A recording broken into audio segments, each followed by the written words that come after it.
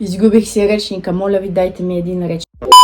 Здравейте! Това видео ще бъде малко по-различно, защото мисля да е по темата табу, която е за влиянието на наркотиците. Как може, примерно, да си доставим също удоволствие, но без тях. Да, може да ви звучи малко странно, но примерно има начин как да превърнем слушането на техно в доставяне на най-голямото удоволствие. Влиянието на техното върху нашия мозък е в пъти по-различно от, примерно, влиянието на рока, влиянието на чалгата, влиянието на поп-музиката, защото няма текст. Всички други песни имат някакъв текст и този текст носи със себе си някакъв вид емоция. Дали ще е тъжна, дали ще е весела, дали ще е любов, тази емоция може да ни донесе спомени за нещо, да ни накара да се почувстваме добре, но да ни накара да се почувстваме зле и в повечето случаи носи лека носталгия със себе си, защото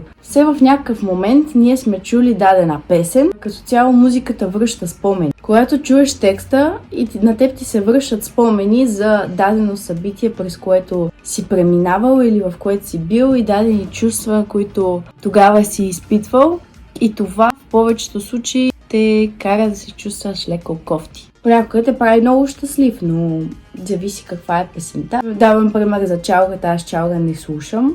Не ми е приятно, защото е гадна като звучение. Носи ти потискваща емоция като цяло. Рок музиката, примерно, тя е малко по-хард музика, малко по-дарк. Тази дарк нотка в рок музиката повечето пъти ти носи въодушевление заради самия начин на звучение, самите инструменти, които използват, самите текстове. И там се балансира някакси силата, въодушевлението, което е тъмнината, но с хубавите текстове, примерно.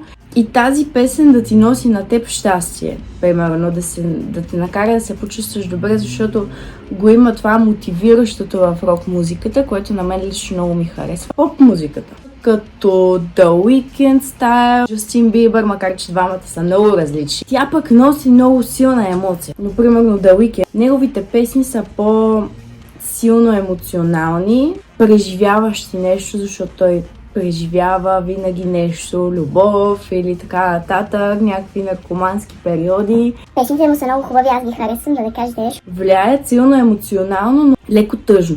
Докато, примерно, народната музика, нашата българска народна музика, тя влияе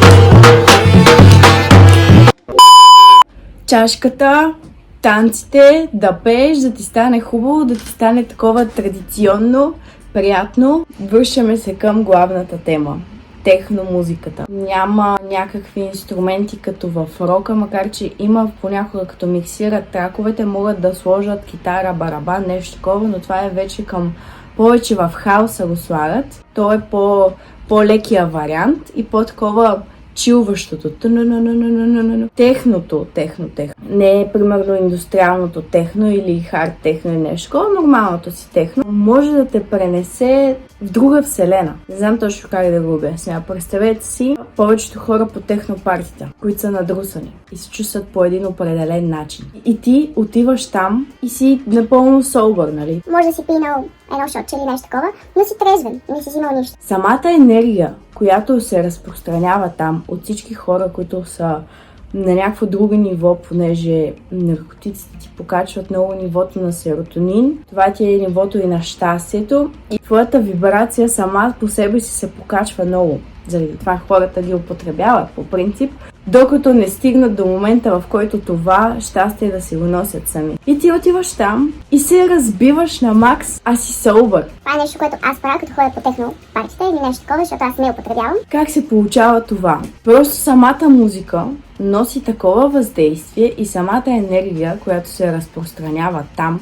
на това място, е супер зареждаща и супер висока като вибрация и супер позитивна, защото там няма негативни хора. Това не ти е чалгата, те да са се начаткали на пико или на амфети и такива работи и да ходят само. Айде! На здраве, мъжки! Само позитивни емоции, само такова хубаво, всички се обичат и цялото това нещо е супер зареждащо. Поради тази причина, която е, че музиката влияе върху твоите сетива и ти изключва мозъка. Тоест, няма текст, не мислиш за нищо, не ти връща някакви спомени гадни, повдига нивата ти на серотонин. Като заключение бих казала, не е нужно да употребявате наркотици, за да стигнете до щастието. Ако искате, примерно, да изчистите съзнанието си, да не мислите за нищо, просто да не мислите за нищо. Пускате си техно, почвате да си танцувате и изведнъж мозъкът превключва на автопилот, защото по принцип човешкия мозък е способен да превключи на автопилот. И когато правите някакво движение, без много да мислите, просто мозъкът изключва и се пренасяте в друго измерение. И се чувствате щастливи, някакси се зареждате, защото много ви се променя вибрацията. Понеже по-рано споменах за рока. Има една песен на Металика, Nothing Else Matter, и ми дойде нещо на ум. Както всичко има значение, така нищо няма значение. В смисъл, значението на всяко едно нещо си го придаваме сами. Мисля да снимам отделно видео за това, цялото нещо. Просто го вмятам. Искам да кажа на децата, ако има деца, които гледат, не взимайте наркотици, не е нужно. Влияе ви зле на здравето. Със сигурност вече всеки трети взима нещо или е пробвал. Който е голям и иска да го прави, нека си го прави. Но малките деца няма смисъл, защото дочух наскоро, че има 13-14 годишни, които употребяват и то не е от вчера или ония ден. Това примерно не е хубаво, защото така разваляте един организъм и най-вече ето тук. Прекомерната употреба на такива вещества води до мозъчно изкривяване. Оставете, че ще повлияе зле на тялото. Това е едно на ръка, но на мозъка ще повлияе още по-зле, защото на 13-14 години мозъкът ти не е готов да навакса толкова много, защото смисъл взимаш нещо и после ти трябва почивка, нали? А не да се друсаш всеки ден, да пиеш, докато все още подраства организма ти. Това според мен не е окей и родителите трябва да обърнат повече внимание на децата. Не да ги бият, не да им забраняват, не да се държат грозно с тях и грубо. По някакъв начин да говорят с тях, да им помогнат. Те накрая сами ще спрат. Но им трябва някаква подкрепа, някой, който не да им каже спираш, а някой, който да им покаже, че това не си заслужава. Да им покаже, че може да намерят щастието по друг начин, не да употребяват наркотици. Защото има хора, които много се обатачват. Най-лошото по принцип, което от една страна е хубаво, но за деца, които го правят, не е хубаво. В един момент ти сам решаваш да спреш и така спираш завинаги. Но когато някой друг ти каже спри, точка, ти искаш още и още.